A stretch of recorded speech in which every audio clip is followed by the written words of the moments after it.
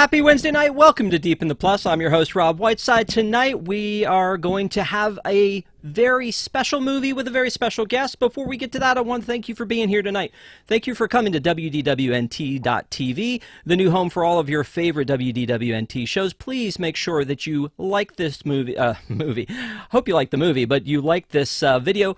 Subscribe to WDWN-TV, and tonight our good friend Allison is with us. How are you, Allison? Are you there? Hi everyone. I'm so happy to be here tonight. Yeah, yes, I'm sorry for the delay. No worries. So Allison was with us and did 10 Things I Hate About You, a very non-traditional Disney movie about a month ago. And, you know, because it was so popular, we figured we'd have her back. I said, what do you want to watch? And she picked this particular movie. It is The Princess Diaries, which I'm very glad that you picked. But what was your reasoning behind picking this one? Another movie from about the same time.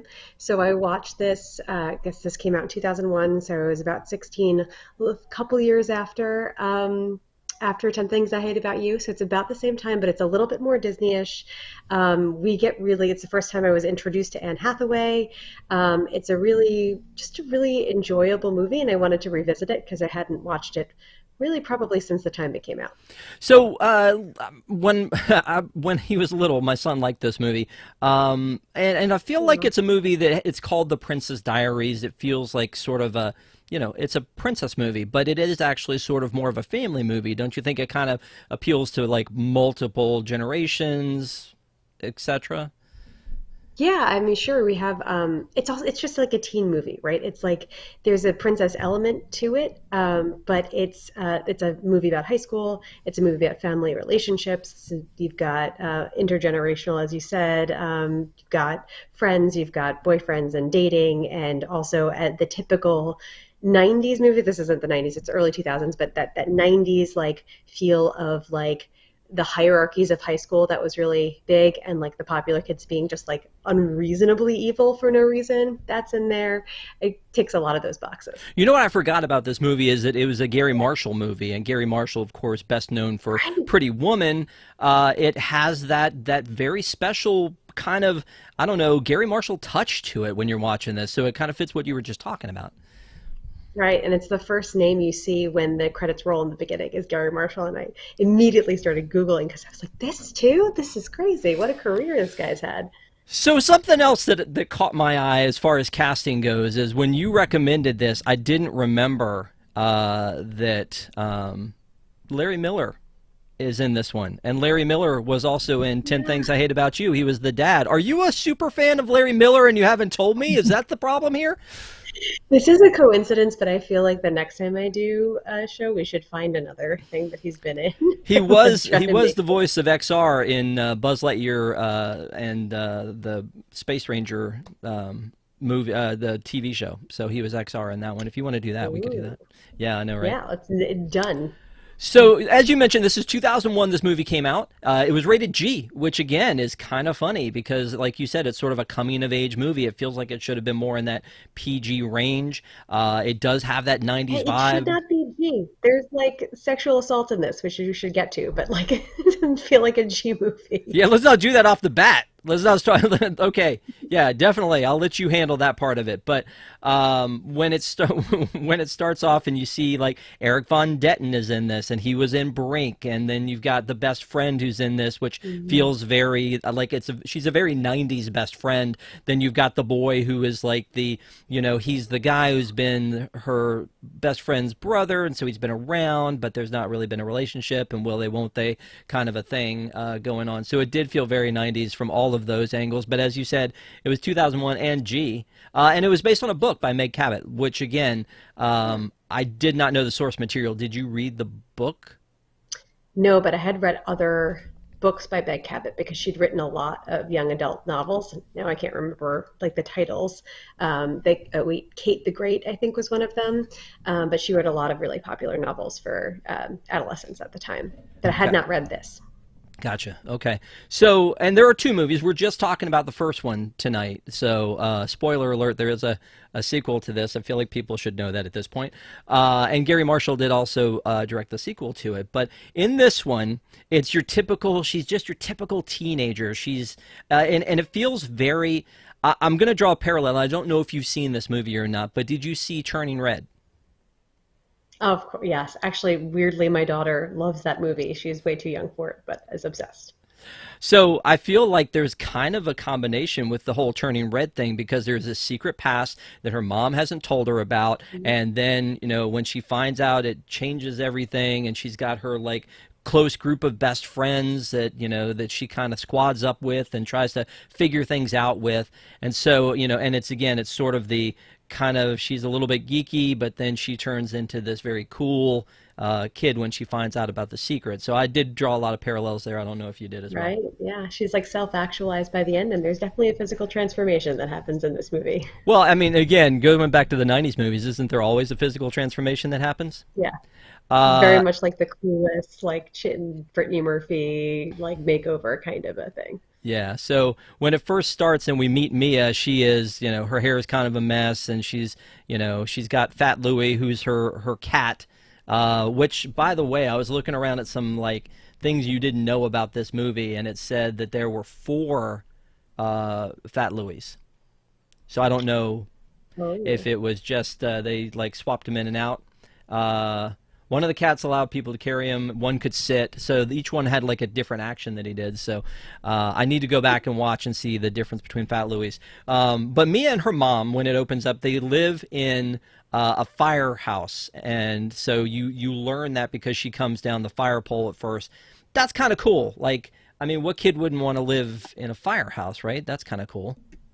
I remember that specifically from watching this movie and being like, this is like the cool. First of all, this is the coolest mom. Like, it opens and I'm like, I want to know this artistic woman's backstory who's living in this like really cool place as a single mom in San Francisco.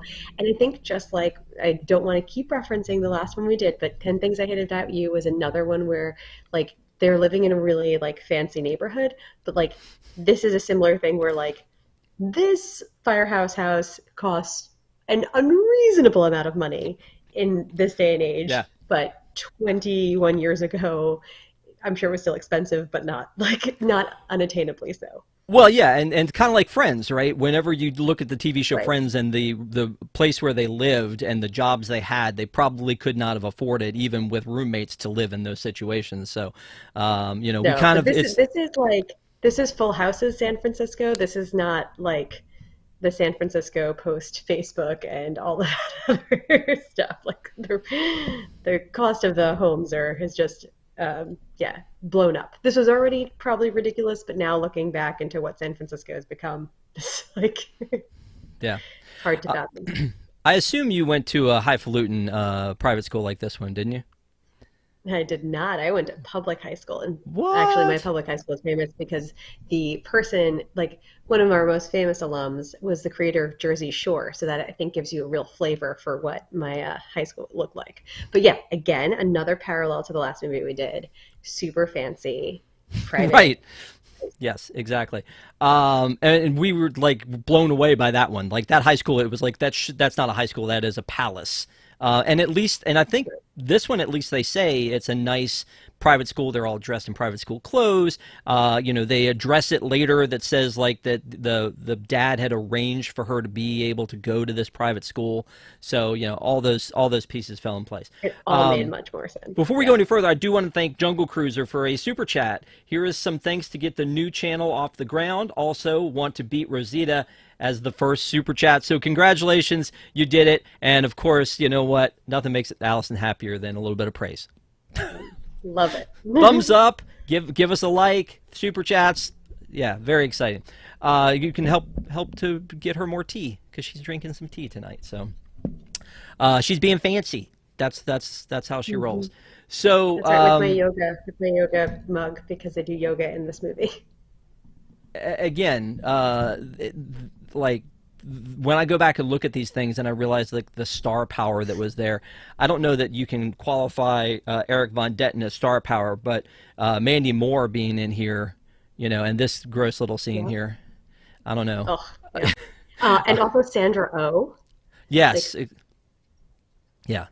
pre Uh, Grey's Anatomy. Yeah, I mean, and again, you don't think about him, I guess, at the time, and you go back and look at it and go, "Wow, there was a lot of talent in this movie." So I think Gary Marshall probably bred that along the way, brought that in. But this is Anne Hathaway's very first movie. She was in a TV show before this, but this is her first movie, as you mentioned from the top, and she kind of nails it. She kind of kills it. I mean, I feel like this was why she got so many good roles after this, is that she really Yeah. kind of set the bar with this movie. I think, if I remember correctly, she's from New Jersey, and she did a ton of musical theater in her high school. So I think uh, she's a real performer. She's a live performer. She like really can the kind of person who can do shoot after shoot, and the star power really comes out. And you can see this as like this is a heck of a debut feature film, and to have to like play opposite somebody like Julie Andrews and really like hold your own is like it's really amazing. Let's talk about Julie Andrews for a second because, I mean, Queen. Like, she's a queen in this movie, but she's a queen like no other. I mean, she was like, Sound of Music, Mary Poppins. Mary Poppins is really in our fandom what we love her for so much. And I actually had the honor to have met her at one point. I got to interview her at a time when she was not pushing, promoting her children's book that she wrote. And it was really, she was so nice, so gracious, and just, again, such a legend. The fact that she would do this movie is kind of weird. Like, she wouldn't have had to have done this movie, but I don't think this movie has what it takes without her. Right, right. You needed this. I was thinking this as I was watching it. The script is actually quite clever and the lines are great, but if they're not delivered really well, this could easily just be like a well-written Hallmark movie if you replace them with like nameless, faceless actresses that don't have this kind of gravitas. Gravitas, big word.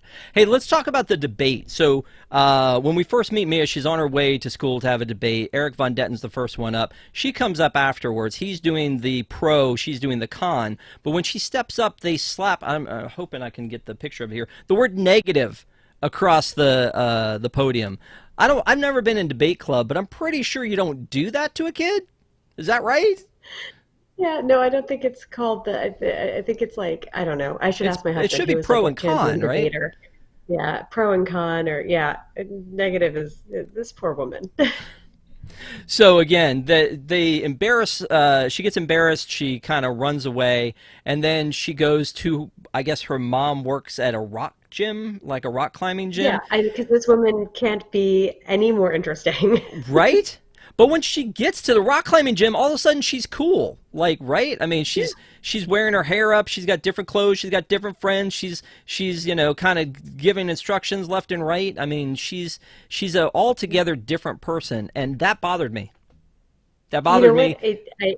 I get it. She's like totally self-actualized, but I also was like, yeah, I think I'd also be a total shrinking violet in this school. These people are mean. I think this is like a really unhealthy environment with completely unchecked like bullying that goes on, which continues through the entire movie. Like these people are monsters. Like of course she's going to be a little shy.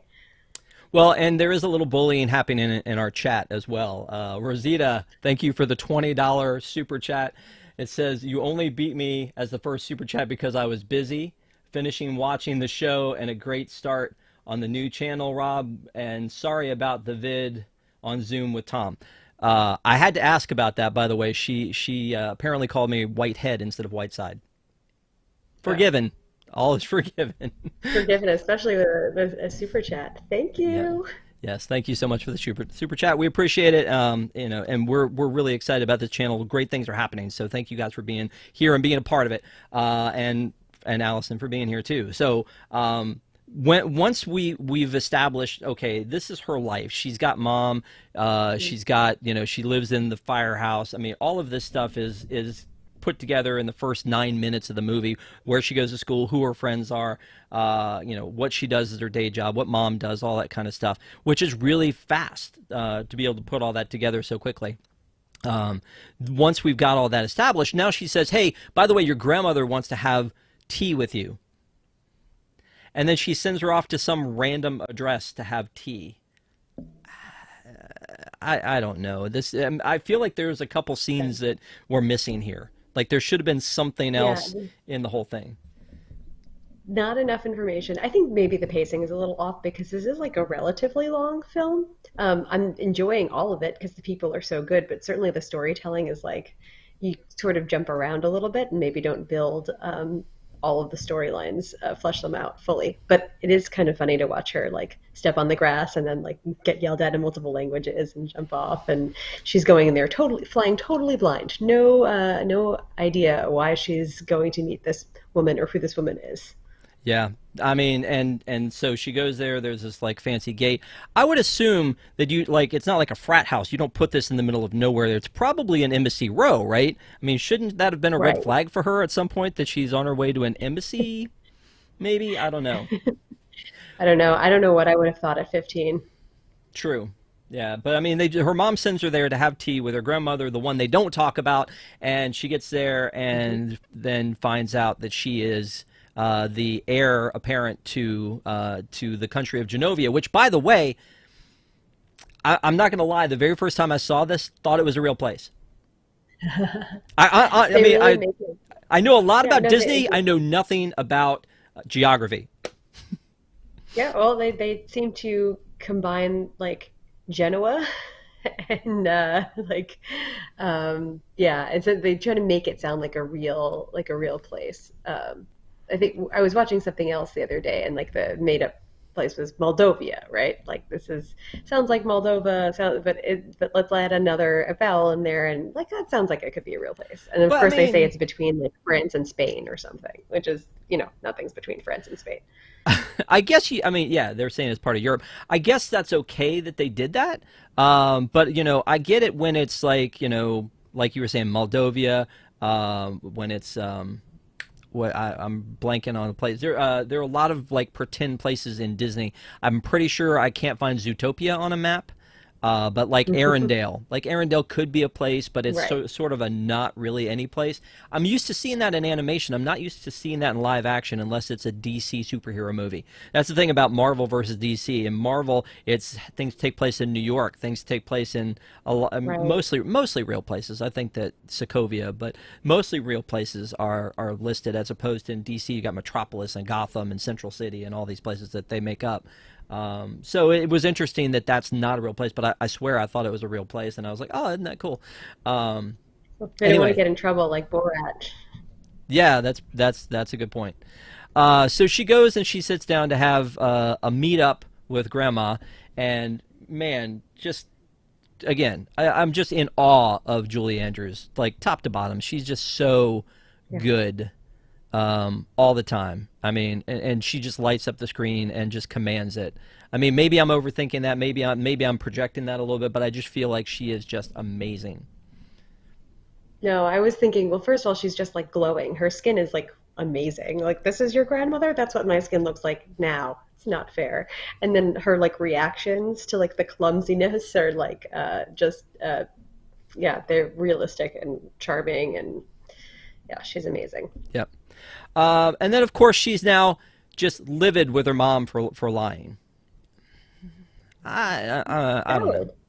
But Valid. yeah, okay, it is valid. I look at the whole thing about like if you just found out that you're like the heir to this amazing place and that you've gotten to meet your grandmother who seems like she's a cool lady, and you found out the secret about yourself. I guess I don't know. Is that your first instinct? Is to just be angry? Well, I think it depends on the kid. Like I think I would have been pretty stoked. That's a pretty exciting thing. Right, right. But she's like they really make it that she likes to be invisible, particularly among her peer group, and she wants no attention, and this is something that requires a lot of attention.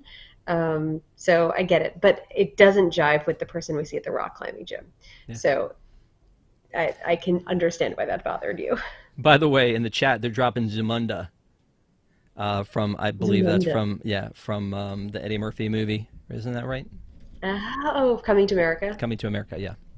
So, Anyway, Crazy. but yeah, so now she's hanging out, and there's something where her grandmother tells her this, and she goes, "Shut up!" And then the guy This leans is so down and explains what that means to the grandmother, who takes it very well, very quickly, and yeah. just is like, "Yeah, this is. Oh, I get it. It's just a cool American thing that you do."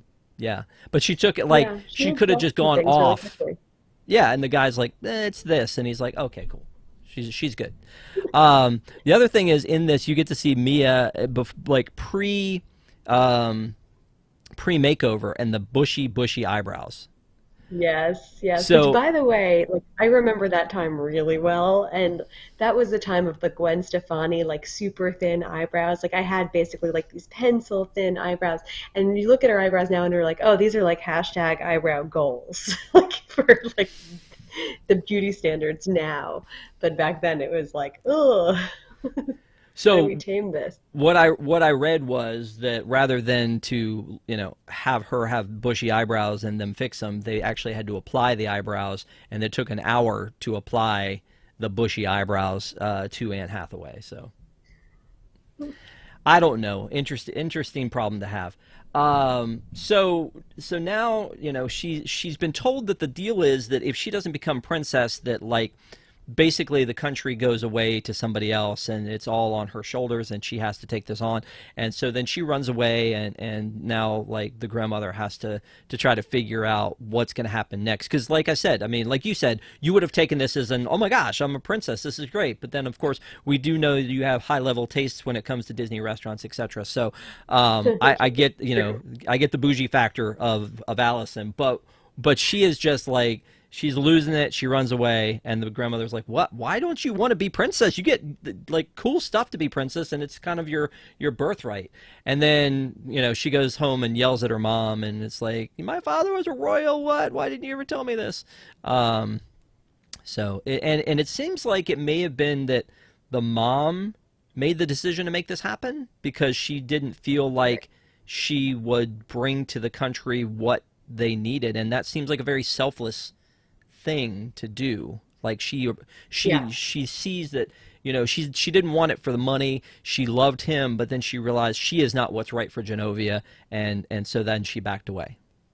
Right. It seemed like the two of them were like selfless in that like we're going to prioritize the country and understand this duty, and like this great thing is I got this kid out of it, and let me try to give her a really cool and normal life, um, normal plus this super fancy education.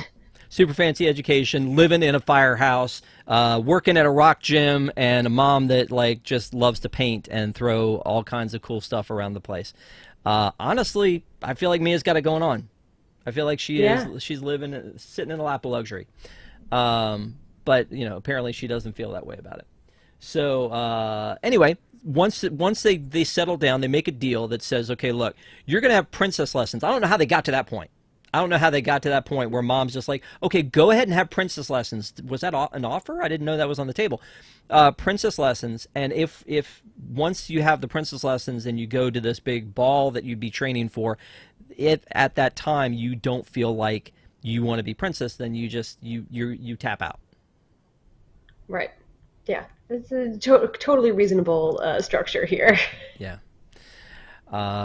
But I do think that it's like, okay, now you've set the stage. This is Act One. You've set the stage. Now the rest of it is going to be princess lessons. What I did find interesting about this, and what you usually don't find when it's the diamond in the rough, is there's usually just like one musical montage that gets them from point A to point B. And maybe this is what you were talking about earlier about the character development, is each one is like a little segment of her taking on the next training and learning a little bit more about grandma at the same time, because it's not just like, I'm trying to, there's some 90s movie I'm thinking of, like, you put one step and like I hear this song in my head. Yeah, yeah. um and like it's a montage, and then by the end of it, she's a princess, or acts like a princess. In this one, it's in little chunks, and I don't know if you noticed that or not, but I appreciated that they kind of rolled that out to us slowly.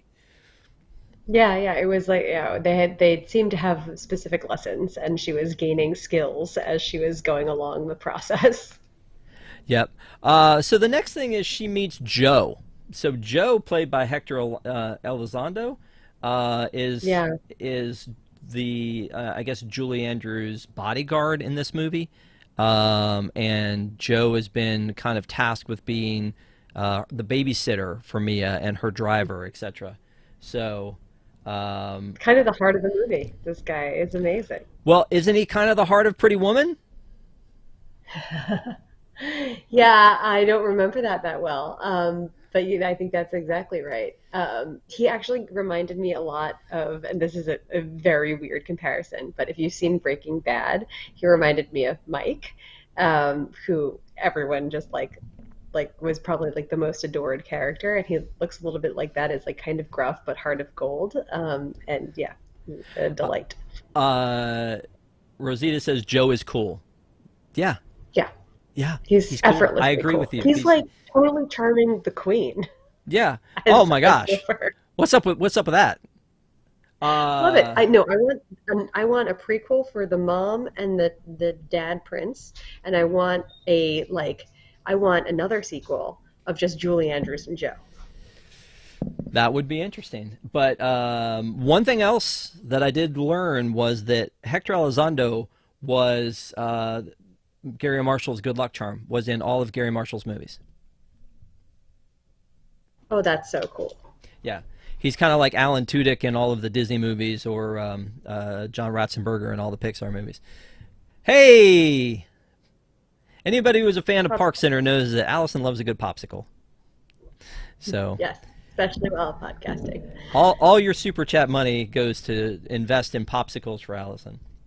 So That's right. now she goes and gets her best friend and picks her up in the limo, and yet she's not allowed to tell anybody why she is driving to school in a limo, or getting these makeovers, etc., etc. She's supposed to hide all this stuff because unless she's going to be the princess, she can't really release that information, almost like an NDA kind of a situation. Which is Which kind of smart. Not even like it. She wouldn't want to. Like I don't think they even need to set that up. It's just like I don't need the whole world knowing this, especially while I like don't really know how to deal with the media, and while I don't really know how to act, take care of myself. Like it. And why would I tell these sociopaths that I go to school with? yeah.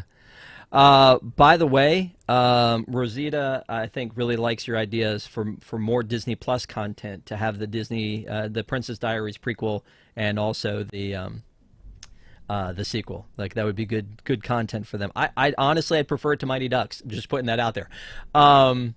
So Yeah. let's talk about like this situation. Where she's like this gym teacher lady. I feel like she probably needs more backstory. Like the gym teacher lady is there and trying to help Mia from time to time, but I don't think she's. I feel like there was again, maybe they cut a couple scenes with her, because I feel like she was supposed to be a more important part of this movie.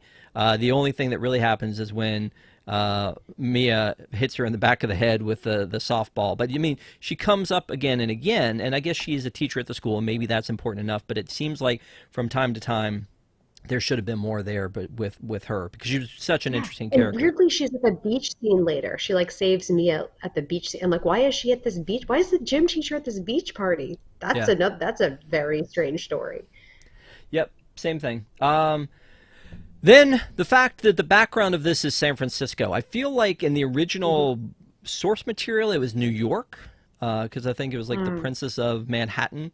But the one thing that it does lead them to do is walk uphill a lot, because it's San Francisco. So they're always pushing their scooters uphill or walking uphill, or in Mia's case, when she gets her Mustang and takes her grandmother out, rolling back downhill and rolling into the trolley. So It's a real honestly, thing. honestly, there's so much weird. Did it bother you when the brother was playing the keyboard and he had M&Ms on the keys? Why did he have M&Ms on the keys? What was that about? Like, is that a thing that I, people did? I have no idea. I'm mostly just distracted by how the brother, who obviously is a very good looking guy, but they just basically brush his hair forward to make him look a little nerdy.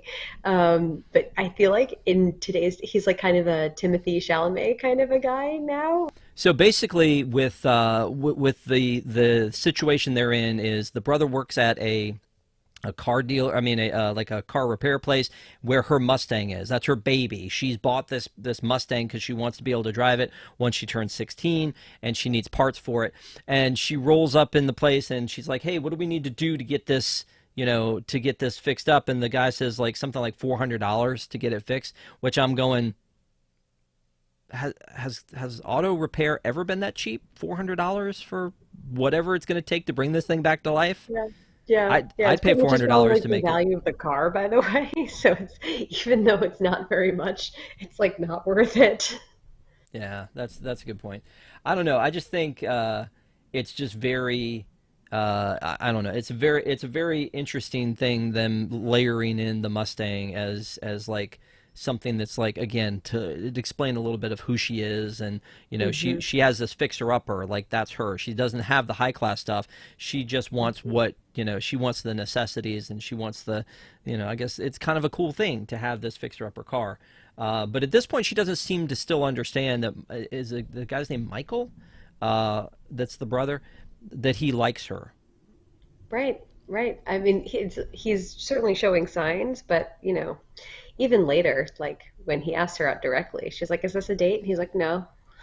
Like, it's kind of understandable, and there's probably a high stakes thing here. Like they're probably both thinking it, but this is the brother of her best friend, so dynamics could change. So yeah, there's probably some caution. Is he stuck in the friend zone, Allison? She seems interested in him. I mean, here she's like very busy because she's like focusing on the car, but it's not like she is blowing him off or anything like that. She's just distracted because she has all this other stuff that she loves. Although she does have like that weird aspirational crush on that sociopath at school. So Yes, Eric Von maybe a Detten little, yeah, of maybe Brink. a little friend zone. She's not realizing that she's attracted to this because she's busy like thinking boy bands or something. But that's not like a real crush. Yeah, true. There are a lot of cringy moments in this movie, Allison. There are a lot of Indeed, cringy there are. moments. The one where she breaks the finger off of the statue, which you knew was going to happen, and then like trying to stick it back on, and then goes like this and tries to put it back on, and then just shoves it in the mouth. What? Why? What? I mean, it I like feels. that that comes back later at the end, though, at least. It's a really good storytelling. Yeah, true. Um, but then then they start the whole princess training thing, and Hmm. the grandmother kind of sizes her up, has her turn around. She hates her shoes, she hates her fingernails, and she starts to teach her how to wave, and she teaches her how to walk, and she teaches her like all of the things that she needs to be doing. But like I don't know, it's just really fun to watch Julie Andrews in this role. Hmm. I won't roll any video just in case it's gonna throttle back everything here, but I just love this image of Julie Andrews like walking like slumped, like she sees Mia, Hmm. and yeah, it's just, I mean, again, very that the framed doorway, very risky business, very, I don't know, it's That's just. right. Yeah, it's very funny to see that kind of stuff, and then of course the assistant sitting there watching. I'm glad the assistant wasn't evil. I feel like in a lot of movies the assistant is evil.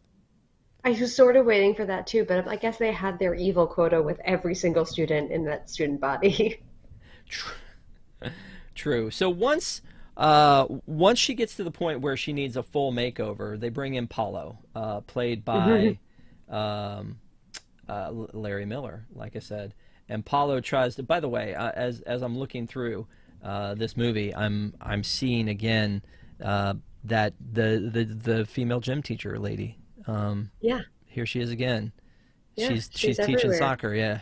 So yeah, she's what see what I'm saying is like it feels like she should be a more important role in Mia's life, and maybe they're trying to show Right. that a little bit, but I feel like there's more opportunity there for them to do that.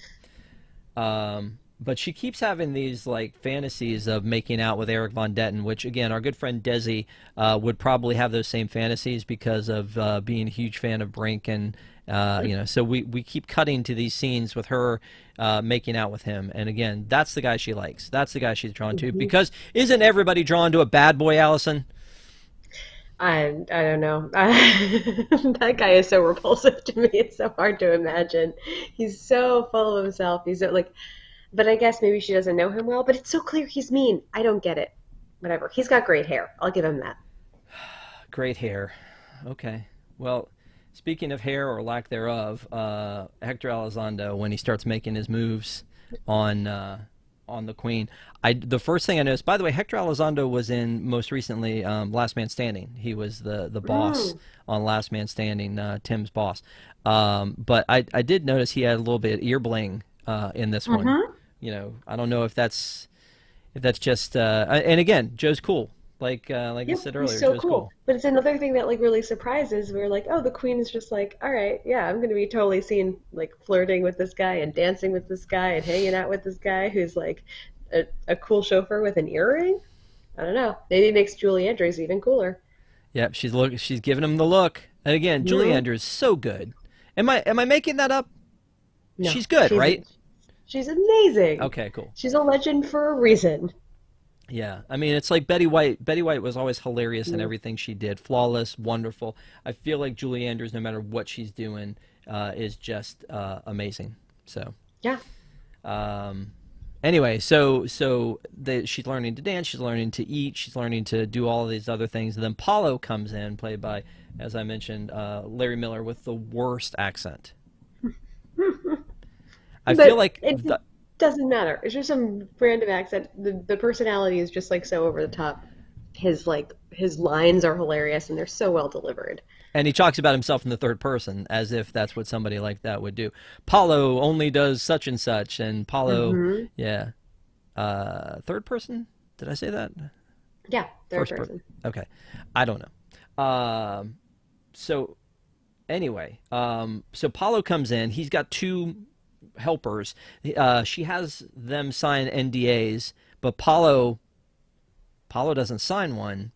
And so everyone finds out because Paulo wants to show off his work once he's plucked her eyebrows and straightened her hair and given her like this whole makeover. He wants everybody to know that he is a princess maker. And so he says, hey, like he leaks it to the press. Um, she has told her best friend at this point. She thinks maybe she's like let the cat out of the bag. Luckily there's not that long span of time between when they find out and when they find out Paulo did it. Otherwise, that's Hmm. another storyline is like, how do I get back with my best friend, right? Right, right. No, I think like this was actually really clever to do it this way. It made a lot of sense, and also it was like you don't have to burn bridges or invent conflict. There's Yeah. plenty of that anyway. Yeah. Yeah, this was genius. Yeah, there is later time for Lily to hate Mia, and of course we know Hmm. that that's happening because as she's getting a makeover, and then the cat's out of the bag. Now every one of these little kids wants a piece of like the fame that's coming with this because they're just all like, how different would this movie have been if it was like in the time of social media? I mean, it would have Yeah. all been about like kind of like Ms. Marvel is right now. It's all about like the social media star and how she's using her to get more likes. In this case, they want TV, they want press, Hmm. they want to be noticed, and so Eric Von Detten's character uh, is Josh. He basically tricks Mia into going on a date with him. To the big beach party, which was the same night that she and Michael were not having a date, which is the same night that Lily was having her big Hmm. podcast, her big show. A big Uh, podcast I mean, or cable it wasn't TV really show. yeah, it was a cable access show, but I mean, it's the Yeah, equivalent, right. right? Which was a thing, like Wayne's World. Like that's just not a thing anymore. Like nobody has that because we can do what we're doing now, Rob. What are we doing, Allison? What are we doing? We're Um, reaching America. yes, we're tackling the very important topics of the world, like is Yeah, the Genovia very a topical place? issues of the 21-year-old movie. Yeah, it is kind of crazy that this is 21 years old, isn't it? Like it Mhm. feels Yeah. like maybe it wasn't that long ago, but I guess it was. Yeah, Um, no, it's really horrible that I was like 16 when this came out. It was, so oof. okay, all right, we got another super chat from Rosita. Allison needs more popsicles, and I love her ideas, and I really like the show Rob W. And because I can, and I felt like it's. Thank you so much, Rosita. You are the Love you, sweetest. We Rosita. appreciate it. Phew. And you were going through that popsicle. Mm-hmm. Yeah, it's melting now. Um, so anyway, thank you again, Rosita. We appreciate it. So usually during these times when it's your movie you're passionate about, the one thing I would like to do is take a quick time out and see how much you remember about the movie you just watched and ask a little trivia. All right, I was Are you up getting for, ready for this are you because you I up know for what it? you usually pick. Let's see. Okay. I mean, I just pull random things because I'm looking at it, I'm Okay. going, huh, that would be interesting. And I try not to make it like too stupid, like too like ridiculous. Okay. Unless it's Patrick, and I love to pick on Patrick. But um, just a couple quick things that some of them might be easy for you, some of them might be harder. Um, the Queen, Julie Andrews, what is her first name? I don't remember. Clarice. Ah, that's right. What is Mia's father's name? Don't remember. Philippe. I thought Mhm. those were going to be the easy ones. I No, it honestly should be did. easy. Yeah. I thought those Those were going are to be should the be other easy. ones. I'm terrible with Uh, names. I was going to ask you this question, but I don't think you'll know the answer to it for Mm. anything in the world. But because I love animals, I was watching as she walks out of the fire station for the very first time during the opening credits. A dog walks by and she says good morning to it by name. And I was going to ask you what the dog's name was. She says good morning Buttons. And the dog's name is Buttons. I didn't I like that was a little bit more challenging. I She does basically caught just Mr. Robitussin's name. That's about it. she does live in a firehouse. What is the number on the firehouse? No, I didn't catch the number. Oh, it's 43. Okay. Mm. Um,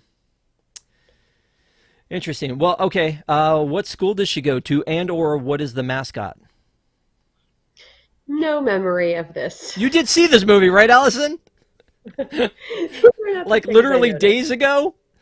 Days ago. Yes, over the weekend. Days ago. No, no, these are not the things I notice. Grove High School is the name of Mm. it, and it's the Lions, which you see the lion a Mm. lot in the artwork, in the stonework, and then on their cheerleading uniforms, etc., etc. Probably because my high school also had a lion, and so it just was like, oh, that's what you see everywhere. Why wouldn't you have? Okay, Why wouldn't I make a note of that? No, because I don't make a note of anything visual. okay. Uh, do you know the name of Michael's band? Mm-mm. Flypaper. Flypaper. Okay. All right, this is the last one. This is you're you're 0 for however many we've gone here. So, I'm going to ask you a couple questions after this. Go oh, for it. you're gonna throw it back at me. Yeah, yeah, I'll throw some Ah, back at you. ah. I'm not sure I like that. I like being on this end of it. I'm not sure. I feel maybe I shouldn't ask this last question. All right, Hmm. she's Mia has a retainer, and she reaches for it and she puts it in her mouth when she's having an argument with her mom. What color is the retainer case? Oh, was it red? Baby blue. You were so close. Baby blue. Yeah, that totally exactly the same thing. Okay, I'm going to ask you. I'm going to ask you two Gosh. because All these right. are the ones I thought All right. that you might have Okay. seen. All right. I'm sure the people in What chat was are the like, name finally. of the TV station? Oh, Lord. The You know what? local I news thought about TV asking station. that, but there were a couple different TV stations in there, so I'm not really Hmm. sure. I don't know. Okay, there was KRLH 22. Okay. And okay, so at one point, she orders the pizza, right, and has a little sorry or whatever written on the pizza. What is the pizza company name? Oh, I don't know. It's on the box of the pizza. Did you see this movie, Rob? Ah! How It is dare Hot you? Stuff Pizza. How dare you? This is the thing the type of thing you typically notice is like what's written on the pizza box and what's in the like I Oh, never yeah. notice any Oh, of I that. definitely asked Patrick that when we were watching High School Musical 3 because Troy sneaks into the bedroom with a pizza, and I was like, "What's the pizza from?" Because you're a pizza guy. But anyway, sorry. Go ahead. Yeah. No, it's hot stuff pizza. Okay. Is that it? Yeah, that's it. Those are the ones I thought you might ask me. So I was like, oh, I'm gonna get this time. It's fine. So you didn't I'm actually do over. that. You didn't actually do that to come at me. You did that because you Mm-mm. thought I was coming at you with those questions. Very interesting. Correct. I was like, I'm gonna be ready this time. No. Hmm. I didn't get any of the ones that By the way, you this is noticed. not a trivia question, but I saw this and I didn't actually look it up later in the credits it says it's produced by Whitney Houston. Hmm. I can't imagine there was more than one Whitney Houston. No, no. So I think she's probably, I mean, she was a mogul, right? She yeah, probably had a lot of things going on. yeah. Good for her. And again, the cast is pretty amazing. Anne Hmm. Hathaway, Sandra Oh, as you mentioned, Eric Von Detten, who was somebody at the time, who you know, Hmm. Julie Andrews, Mandy of Moore, who course. continues to be someone. Yeah, and Larry Miller. But yeah, Mandy Moore, that's the one, right? Like who Hmm. looks nothing like she does in, Hmm. in her new series on NBC, but Hmm. it's really interesting to see her. And then of course she sings in it because at the time, she was a pop star, so it made Yeah, sense to have her in the there. If blonde it's like, pop star yeah, if we got her in here, we might as well have her sing. So, yeah. from the Orlando area. Yeah, really. Um so anyway, Fi Dawn says someone finally trying to stump the master. Yeah. Oh well. Were there any others? Let me before we move on for trivia. Were there any others that I did ask? No, obviously not, because you didn't know the answer to any of them. I was gonna say any that like you had written down that you knew Mm-mm, no, from there. I knew none of those. Yeah. Yep. Allison for the win, by the way, is listed here as well. Uh, she sings in This Is Us too. Um, Right. she sings like she's in the 50s. Yeah. Yeah. No, I mean, she has a beautiful voice. yeah, absolutely. And of course is the voice of Rapunzel, and the That's right. singing and speaking voice of Rapunzel, one of your favorite Disney musicals. So there you That's go. right. Well, thanks for playing that with me. I appreciate it. Thanks for keeping me honest. That was well needed, I'm sure. Um, so she has a transformation montage, and during that transformation montage, and after all this stuff, Lily is mad at her until she finally tells her what's going on, and then she's in on it. And then and then she asked her onto her show, and that big Saturday night that we were leading up to, she has too many things happening, which obviously was going to happen, right? Right. She's screwed over her friends because the guy who really likes her and has her best interest at heart gets his heart broken because she's going out with the creep, and then her best friend, who is sitting waiting for her to come to her cable access show, but instead brought this guy in to do magic to fill time. She's angry with her. They make up. They're on top of the gym and sitting on the bleachers, and Mia falls jokingly, but apparently that was a real thing that happened. Oh, wow. So, so they actually just used it and went with it because Anne Hathaway just kind of kept going with it. So she actually slipped when she was on those bleachers, and that was a real thing. So, anyway, so once all this is happening and she gets embarrassed at this and just humiliated. And again, that's one of those, again, sort of cringy Michael Scott from The Office moments where Mhm. all these bad things are happening to her and you're like, oh no, Mia, don't then run into that tent and change out of your clothes because these people who you haven't trusted for 15 years are now your best friends. Like, like danger. But the thing is, like, they should have been nice to her because, like, think long term, girls. Like, you're just like not monsters for this one short term, like, I don't know, laugh for you guys. Then, like, maybe you get to go visit like a palace in Genovia. Like, that sounds great. But instead, they're like, oh, we're gonna just humiliate you. Like, fucking monstrous behavior. I kind of question your motivation here because you said, why not be nice to her because to be nice to her? But you're like, why? Well, You're like, if they're gonna be like, if they're bad people, like, and you're trying to be crafty, like, it's really short-sighted to like blow it all on this like one little antic. But there, no, we've been clear that everybody in the school is a sociopath from the start. But even as a sociopath, this doesn't make any sense. Mandy yeah, Moore was on the news being like, she's my best friend. You would think that she would like actually try to be her best friend, but she just says it on the news and then continues to make fun of her. yep. No, you're right.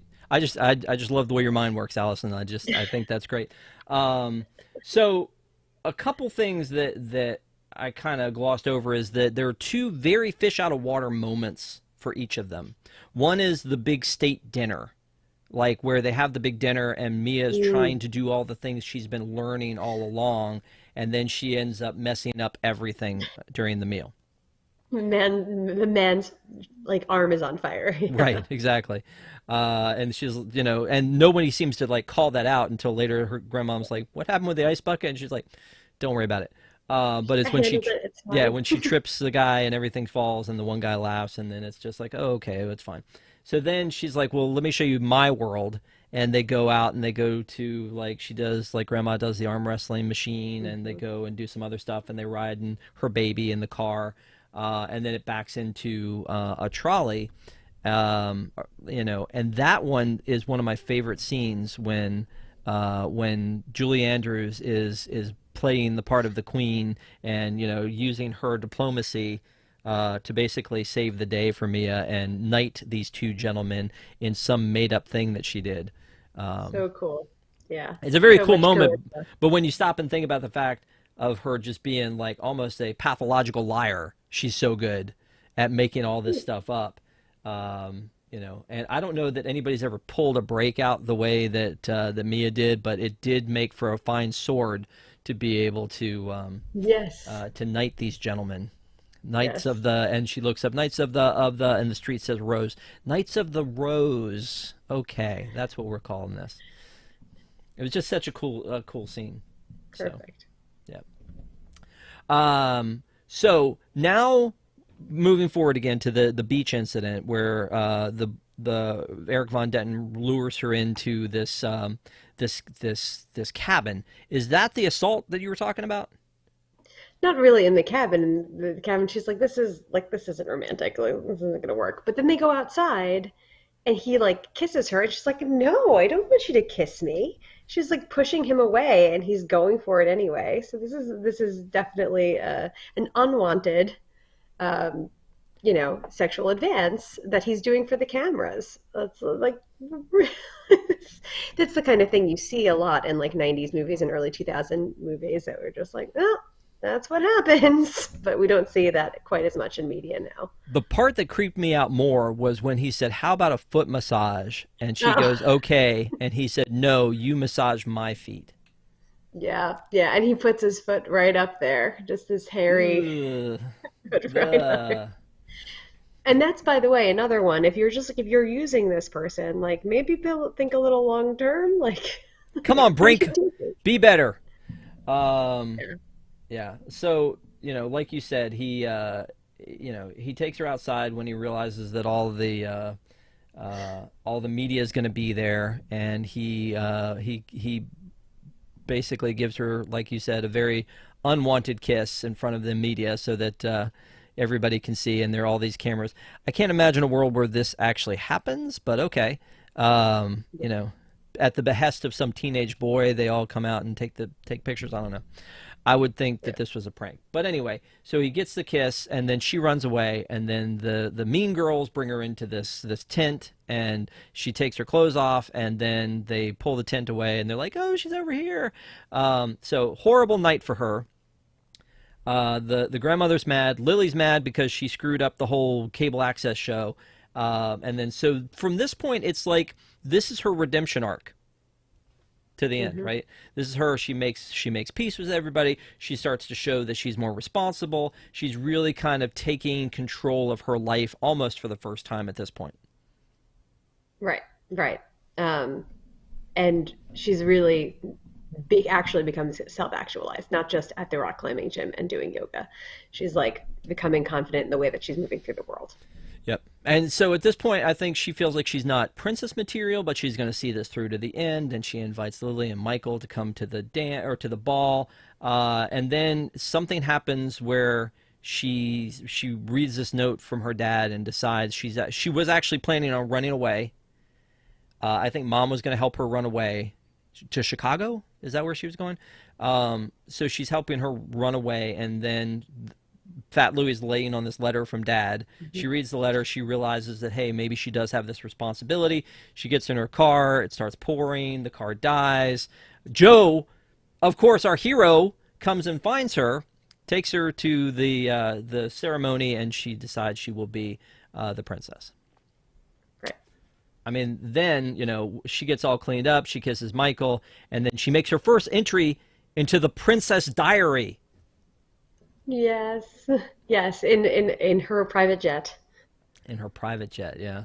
So I don't know. I mean, she was going to renounce the throne. She decides not to. And because she did not renounce the throne, we get Princess Diaries 2, which happens in the country of Genovia. Yeah.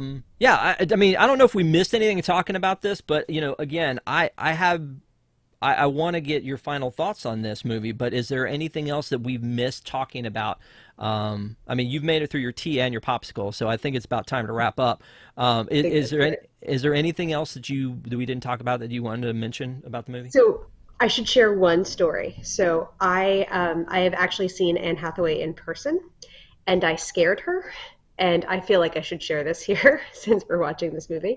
When I was living in Brooklyn, she went to the gym that I went to every day. I guess she was just there for a couple of days.